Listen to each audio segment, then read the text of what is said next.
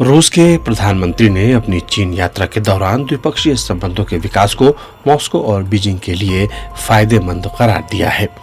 रूस के प्रधानमंत्री मिखाइल मिशुस्तिन ने बीजिंग में आयोजित रूस और चीन के राष्ट्राध्यक्षों की 28वीं नियमित बैठक में इस बात पर जोर दिया कि मॉस्को और बीजिंग के बीच संबंधों का विस्तार आर्थिक और राजनीतिक क्षेत्रों में दोनों देशों के हितों को पूरा करता है। इस तथ्य के बावजूद कि पश्चिम ने कल्पना भी नहीं की थी कि चीन और रूस के बीच रणनीतिक मतभेदों के कारण उनके संबंध इस हद तक विकसित हो जाएंगे कि अमेरिका और पश्चिम के लिए बड़ी चिंता का विषय बन जाएगा। निसंदेह यूक्रेन संकट और रूस तथा चीन पर अमेरिकी सैन्य और आर्थिक दबाव में तेजी मॉस्को बीजिंग संबंधों को और भी निकट लाने का कारण बना है, जबकि अमेरिका ने रूस और चीन के बीच मतभेद पैदा करने के लिए यूक्रेन संकट का उपयोग करने की भी बहुत कोशिश की। अंतर्राष्ट्रीय मुद्दों के विशेषज्ञ लुआचो कहते हैं कि रूस और चीन यथार्थवादी नीति अपनाकर और कुछ मतभेदों को दूर करके सभी क्षेत्रों में दो महत्वपूर्ण रणनीतिक साझेदार बन रहे हैं। यही कारण है कि अमेरिका द्वारा रूस को यूक्रेन संकट में डालने की नीति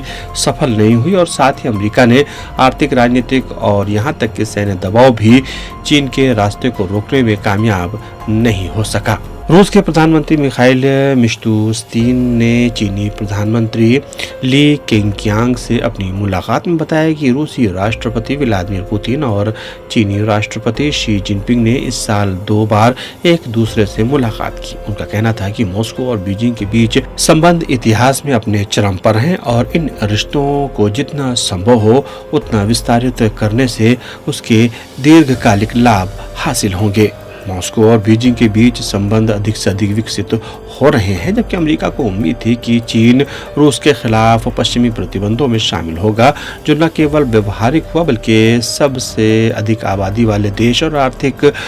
दृष्टि से दूसरी अर्थव्यवस्था के रूप में चीन की उम्मीदों पर खरा उतरा। जबकि इस संबंध में पश्चिम, विशेष रूप से अमेरिका की ओर से उसे नकारात्मक उत्तर मिला।